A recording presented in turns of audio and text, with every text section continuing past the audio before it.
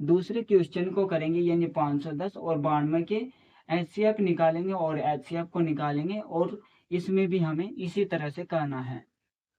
अब हम दूसरे क्वेश्चन को करेंगे। दूसरा क्वेश्चन है 510 और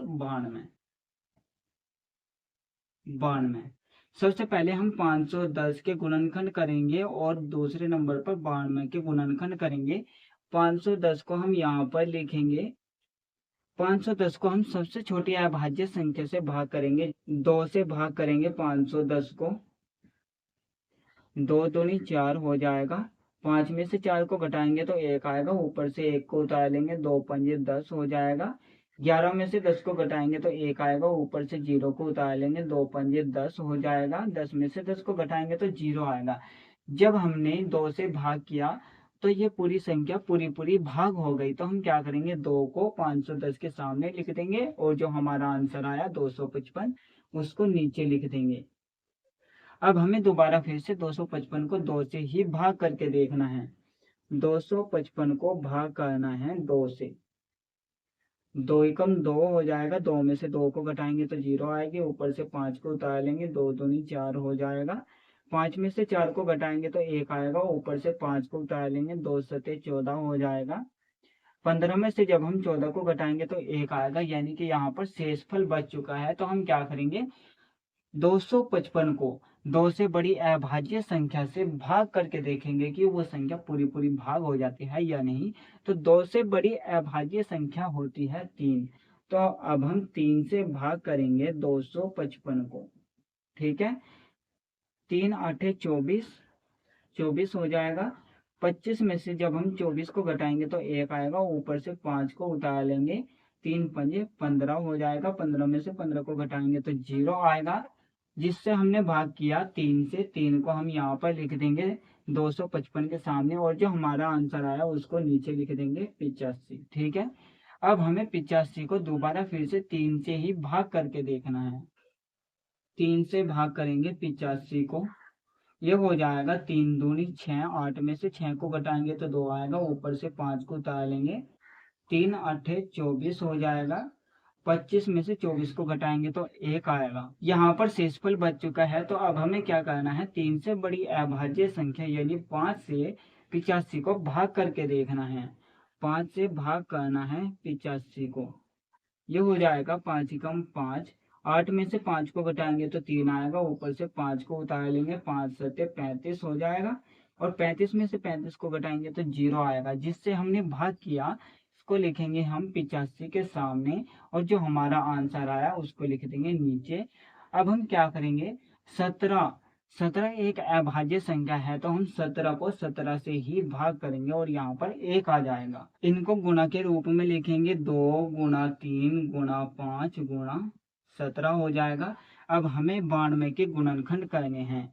92 के गुणनखंड करने हैं तो हम क्या करेंगे, 92 को सबसे छोटी संख्या यानी अभाज्य संख्या से भाग करेंगे 2 से। 92 को भाग करेंगे 2 से, 2 चौक 8 हो जाएगा। 9 में से 8 को घटाएंगे तो 1 आएगा, ऊपर से 2 को उतार लेंगे, 2 छीक 12 हो जाएगा। 12 में से 12 को घटाएंगे तो 0 आएगा। 2 को हम यहाँ पर लिखेंगे 92 के सामने और जो हमारा आंसर आया 46 इसको लिख देंगे नीचे। 46 को हम दोबारा फिर से 2 से भाग करके देखेंगे। 46 को, ये हो जाएगा 2 दूनी 4। 4 में से 4 को घटाएंगे तो 0 आएगा, ऊपर से 6 को उतार लेंगे, 2 तिया 6 हो जाएगा। 6 में से 6 को घटाएंगे तो 0 आएगा। 2 को हम यहाँ पर 46 के सामने लिखेंगे और जो हमारा आंसर आया 23 इसको नीचे लिख देंगे। 23 एक ऐसी संख्या है जो अभाज्य संख्या है, यानी क्या तो 1 से कटेगी या फिर अपने आप से। तो हम 23 को 23 से भाग करेंगे तो हमारे पास 1 आ जाएगा। तो हमारे पास गुणनखंड क्या है, 2 गुणा 2 गुणा 23। तो हम यहाँ पर लिख देंगे 2 गुणा 2 गुणा 23। ठीक है, अब हमें इन संख्याओं के एचसीएफ और एलसीएम निकालना है। एचसीएफ निकालना है। एचसीएफ क्या होता है, कॉमन। ठीक है, यानी हमें क्या करना है, इन गुणनखंडों में जो भी संख्या एक जैसी होगी उसको यहाँ पर लिखना है। तो यहाँ पर देखिए 2 इसमें भी है और 2 इसमें भी है, तो हम 2 को यहाँ पर लिख देंगे। ठीक है, 2 से बड़ी संख्या होती है 3। तो यहाँ पर देखिए इसमें 3 है लेकिन इसमें 3 नहीं है। उसके बाद देखिए 3 से बड़ी अभाज्य संख्या होती है 5, तो 5 यहाँ पर तो है लेकिन यहाँ पर नहीं है। उसके बाद 17 बड़ी संख्या होती है, 17 यहाँ पर है लेकिन यहाँ पर नहीं है। उसके बाद 23 होती है, 23 इस गुणनखंड में है लेकिन इस गुणनखंड में नहीं है। तो यहाँ से हमारा एचसीएफ आ गया 2। इसके बाद निकालना है एलसीएम। एलसीएम क्या होता है, जो संख्या कॉमन होती है उसको तो हमें लिखना ही लिखना है। इसके अलावा पूरे गुणनखंडों में जो जो संख्याएं बची हैं उनको भी गुणनखंड के रूप में लिखना है। देखिए यहाँ पर 2 कॉमन हैं तो हम 2 को तो लिखेंगे ही, और गुणा में लिखेंगे। तो यहाँ पर देखिए 2 एक बार हो लिखा हुआ है तो हम गुणा में 2 कर देंगे। हमें 2 से बड़ी संख्या को देखना है। 2 से बड़ी संख्या होती है 3, तो हम 3 को लिखेंगे गुणा में। उसके बाद 5 भी लिख देंगे। उसके बाद 17 है, 17 को भी गुणा में लिख देंगे। उसके बाद 23 है, 23 को भी गुणा में लिख देंगे। अब हमें इन सभी संख्याओं की गुणा करनी है। 2 दूनी 4, 4 तिया 12, 12 पंजे 60, 60 और 17 की गुणा करेंगे। 60 और 17 की जब हम गुणा करेंगे तो हमारे पास क्या आएगा, 7 0 0 हो जाएगा, 7 6 42, 1 0 0 हो जाएगा, 1 6 6। इनको जोड़ देंगे 0 2 6 4 10 हो जाएगा। ठीक है, तो हमारे पास क्या आया 1020। अब हमें 23 से गुणा करनी है 1020 की। 1020 की गुणा करनी है 23 से। 3 0 0 हो जाएगा, 3 दूनी 6, 3 0 0 हो जाएगा, 3 एकम 3। यहाँ पर मल्टीप्लाई का चिन्ह लगा देंगे, 2 0 0 हो जाएगा, 2 दूनी 4, 2 0 0, 2 एकम 2।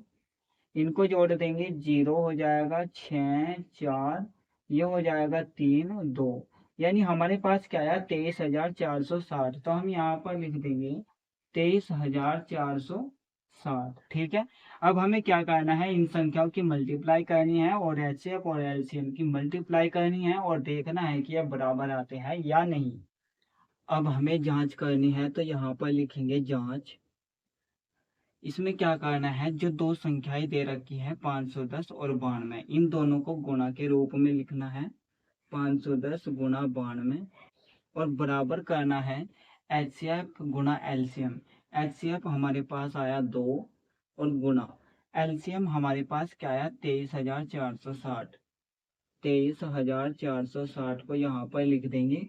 ठीक है, अब इन दोनों की मल्टीप्लाई करनी है। 510 की मल्टीप्लाई करेंगे 92 से। 2 0 0, 2 एकम 2, 2 पंजे 10 हो जाएगा, मल्टीप्लाई का चिन्ह लगा देंगे। 9 0 0, 9 एकम 9 हो जाएगा, 9 पंजे 45। अब इन दोनों को जोड़ देंगे 0 2 9 5 और 1 6 4, ये हो जाएगा 46,920। 46,920 बराबर। अब इन दोनों की मल्टीप्लाई करेंगे 23,460 की मल्टीप्लाई करेंगे 2 से। 2 0 0, 2 6 12 हासिल 1, 2 चौक 8 हासिल 1 हो जाएगा 9, 2 तिया 6, 2 दूनी 4। और ये भी हमारे पास क्या आया 46,920। यानी ये दोनों संख्याएं हमारे पास बराबर आ गई।